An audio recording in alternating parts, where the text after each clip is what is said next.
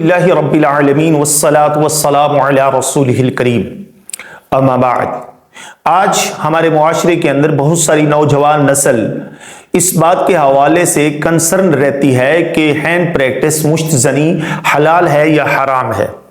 اور کیا اس کے کرنے سے گناہ ملتا ہے یا نہیں ملتا۔ آج ہم اور یہ جو بیماری ہے یہ خواتین کے اندر بھی پائی جاتی ہے اور مردوں کے اندر بھی پائی جاتی ہے، اور بلکہ آپ یوں سمجھ رہے ہیں کہ یہ بیماری اس حد تک عام ہو گئی ہے کہ خواتین کے اندر یہ بیماری لگ بھگ 80% اور مردوں کے اندر یہ 95% تک یہ بیماری پہنچ چکی ہے۔ تو آئیے ہم اس کو اینالائز کر لیتے ہیں۔ اس کے اندر اہل علم کے دو گروہ موجود ہیں۔ اس میں ایک گروہ کا جو کہنا ہے اس میں امام شافعی رحمہ اللہ تعالی ہیں، امام مالک رحمہ اللہ تعالی ہیں، وہ اس کو حرام گردانتے ہیں، اور اس میں ایک گروہ فقہاء احناف کا ہے، وہ یہ کہتے ہیں کہ یہ کرنے کا نہ صرف ثواب ملتا ہے، نہ اس کے کرنے سے گناہ نہیں ملتا بلکہ اس سے ثواب کی امید ہوتی ہے۔ وجہ صرف یہ ہے کہ وہ گناہ سے بچنے کے لیے کرتا ہے۔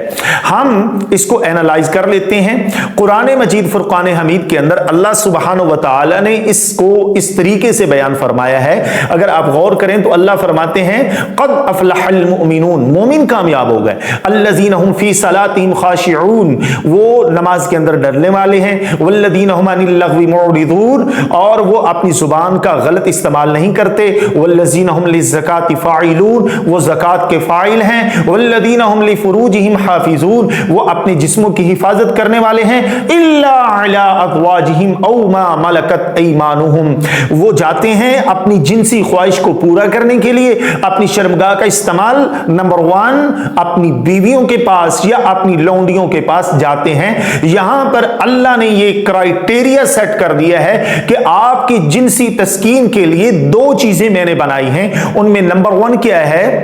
اس میں نمبر 1 یہ ہے کہ آپ اپنی بیوی کے پاس جائیں، نمبر 2 کیا ہے؟ آپ اپنی لونڈی کے پاس جائیں۔ ان 2 آپشن کے علاوہ 3 آپشن موجود نہیں ہے، لہٰذا اس بات کے اوپر غور و فکر کرنا چاہیے۔ اور اللہ نے آیت کے اختتام میں فرمایا کہ جو شخص اس سے تجاوز کرتا ہے فَأُولَٰئِكَ هُمُ الْعَادُونَ، یہ لوگ وہ زیادتی کرنے والے ہیں۔ اس کے اوپر فقہاء احناف یہ کہتے ہیں کہ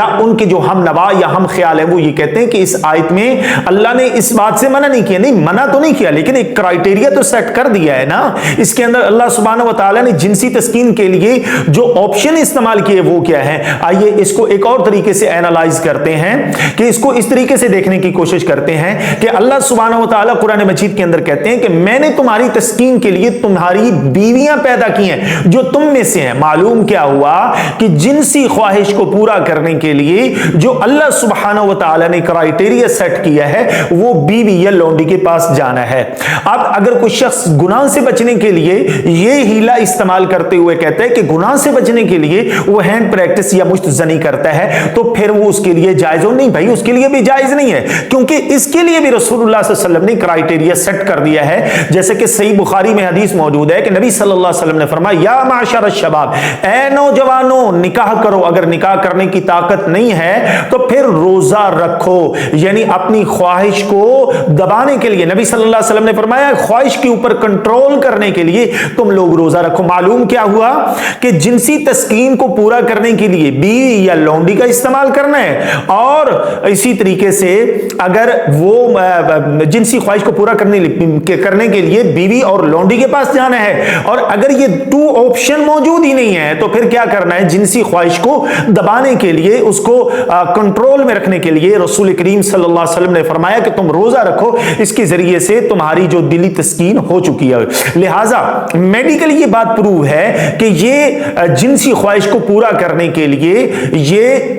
ایک غیر فطری طریقہ ہے، اور اسلام کے اندر تمام وہ طریقے جن سے جنسی خواہش کو پورا کیا جاتا اور وہ غیر فطری ہو وہ کرنا جائز ہرگز نہیں ہے۔ یہاں پر ایک اور بات ذہن میں رکھ لیں کہ اس کے حرام ہونے کی ایک اور بڑی دلیل یہ ہے، اس کے غلط ہونے کی ایک اور بڑی دلیل یہ ہے کہ جناب علی جو شخص یہ ہینڈ پریکٹس یا مشت زنی کرتا ہے، مرد ہو یا خواتین ہوں، ان میں سے اگر کوئی کرتا ہے تو اس کے بعد اس کو ذہنی سکون نہیں ملتا بلکہ جسم کے اندر अंदर लाचारी, जिस्म के अंदर अजीब किस्म की कपकपाहट और जिस्म के अंदर एक अजीब सी बेचैनी सी दौड़ जाती है, जो इस बात की दलील है। जबकि